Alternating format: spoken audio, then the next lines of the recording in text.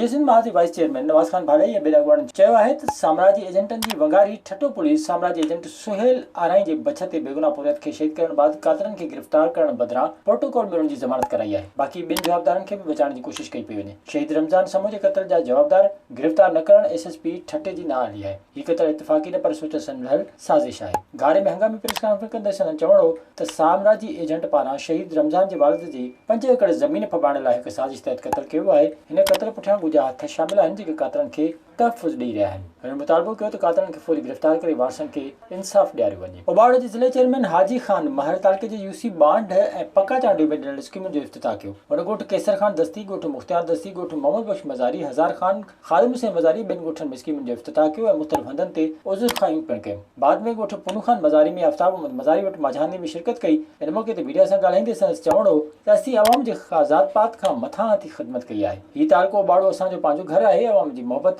हमेशह काइम दाइम में रहंदी। इन मौक़े ते तहरीक इंसाफ़ जो MP सरदार Shahryar Khan sir, rice Abdurrahman चाचड़ ऐं ॿिया मोज़िज़ इत्तेहादी बि साणुसि गॾु हुआ। अॼु असांजो यूनियन काउंसिल चांडिया ऐं यूनियन काउंसिल बांड ॿिन्हिनि जा दौरा हुया। उन माशाअल्लाह ॾाढो माण्हुनि जो प्यार बि मिलियो ऐं जेको असां उते माण्हुनि जी ख़िदमत कई आहे असां ते भरपूर एतमाद कयो ऐं असांखे ख़ूब प्यार बि मिलियो ऐं अॻिते जे लाइ माण्हू पारत के तव्हां जहिड़ा चङा माण्हू हूंदा त असांखे घणो फ़ाइदो थींदो। ऐं सॼी संगत तव्हां ॾिसो त ओबाड़ी जी तमामु जेका बि क्रीम आहे साईं शहरियार ख़ान बि असां सां गॾु आहिनि। MP साहब आहिनि, उहे बि वजरुक करनि था।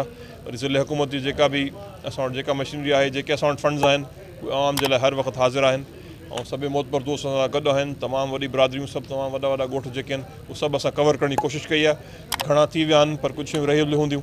इंशाअल्लाह असांजो टेन्योर पूरो थींदो, हर माण्हू खे उनखे जंहिंखे जेका ज़रूरत हूंदी इंशाअल्लाह असां कोशिशि कंदासीं त पूरी थी सघे उहा। खैरपुर में ऑल पाकिस्तान क्लर्क एसोसिएशन जे मरकज़ी सॾ ते एग्रीकल्चर वर्कशॉप ऑफिस अॻियां मुलाज़िमनि पारां मुतालबनि जी मनता लाइ एहतजाज कयो वियो। ज़िले सदर मोहम्मद बख्श बलोच जी अॻवानी में एहतजाजी मुज़ाहिरो करे रैली कढी वई। इन दौरान अलामती तौर कलम छड़ हड़ताल पिणु कई वई। मुज़ाहिरे जी अॻवानी कंदड़नि में बहादुर जागियानी, दोस्त मोहम्मद जोनी जो, अहमद अली मंगड़हार, ग़ुलाम जाफ़र रिंद ऐं ॿिया शामिल हुआ। इन मौक़े ते अॻवाणनि जो चवणो हो त उन्हनि जा जाइज़ मुतालबा आहिनि जेके फौरी तौर ते तस्लीम कया वञनि। विज़िट कयो अवामी आवाज़ मीडिया ग्रुप जी वेबसाइट awamiawaz.pk